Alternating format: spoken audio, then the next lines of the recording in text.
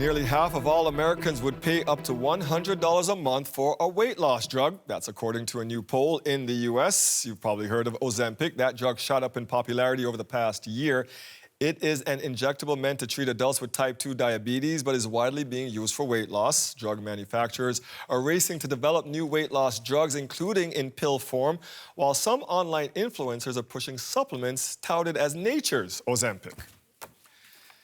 Canada Tonight's medical contributor, Dr. Samir Gupta, is here to break it all down for us. So he's with us, of course, every Tuesday and joins us from Toronto. Good to see you, Doc. Let's start with, we knew something was going on when we were bombarded with those ads for Ozempic. That little ditty from the commercials is still in my head. The weight loss drug industry has seen a huge surge recently. So walk us through some of the advancements first that have been happening in that space. Yeah, lots of advancements. We've talked about some of these, and Ozempic is, I'd say, the big one. It's probably the first one of many that we're going to see now. And Ozempic, to remind people, is an injectable drug that's been used for some time now for diabetes. But when it was seen that diabetics who were using it were losing weight, then it was studied in non-diabetics and found to be very effective for weight loss in that 10 to 15% of body weight loss with this drug compared to placebo. So very effective, studied in massive trials, very safe, and approved for weight loss. There are other drugs coming into that class. There's one called Mounjaro that's approved now, even a little bit bigger effect, and it acts on 2 molecules instead of 1. Again, an injection drug. Then about a month ago, we talked about a pill form of the same molecule in Ozempic, which that company said that they have a trial showing that, in fact, it results in a similar amount of weight loss as the injection form. So now we know that the pill form can do it. About 4 days ago at the American Diabetes Association conference, another company announced that they also have phase 2 trial data on a pill of their own that can result in very similar amounts of weight loss. That'll be another drug in this class, presumably. And then as of yesterday, we have 2 new big trials published, one of those in the New England Journal, which is it's a phase 2 trial, but it's of a new molecule. And this molecule addresses 3 different compounds. Wow. And at its highest dose, Dwight, it was a 24.2% body weight loss compared to about 2% for placebo. So we're getting into a delta of 20% plus now, which is, a multiplier higher than the first drug, Ozempic. These are really getting more effective, and the good news in some ways is that we're going to, it looks like, have more options. Of course, this has to pan out in phase 3 trials, has to be safe and effective, but the data from the phase 2 are very impressive. It sounds a lot easier than the burpees I'm doing in the basement to try to keep our weights down. So we know that there's already a massive demand for these drugs, in some cases even leading to shortages. We've talked about this. So what are some of the main challenges, Doc, associated with this now growing market?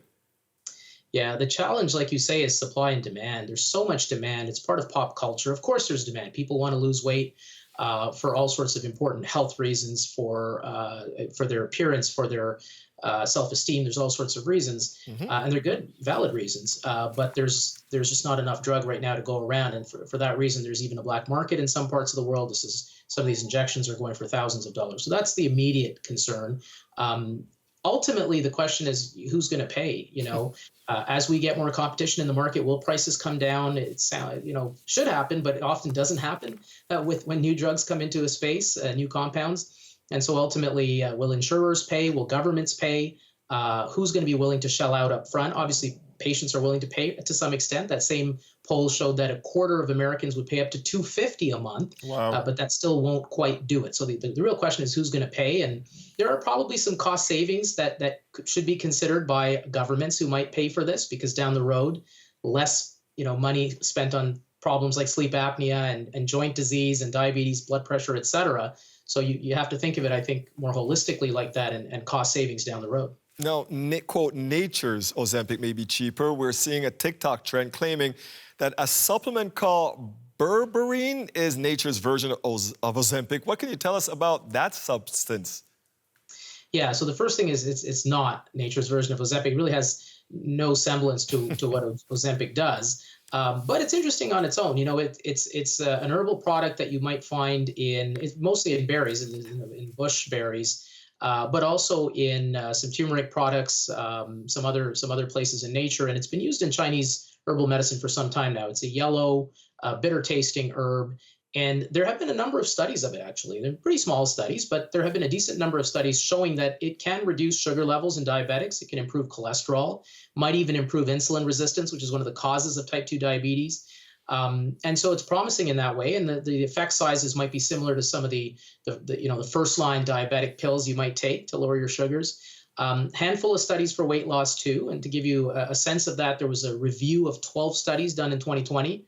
Again, these are small studies. But they show that the average weight loss is about 5 pounds. So there may be something there, but it's not on nearly the order of magnitude we're talking about with these medications for weight loss.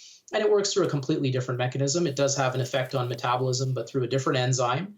These are small studies. It's not studied in terms of safety and efficacy to the same magnitude as the studies that we're talking about for these drug products. So we have to be careful when we're looking at trends like this. For sure. Yeah. That was Canada Tonight's medical contributor, Dr. Samir Gupta. Thank you, Doc.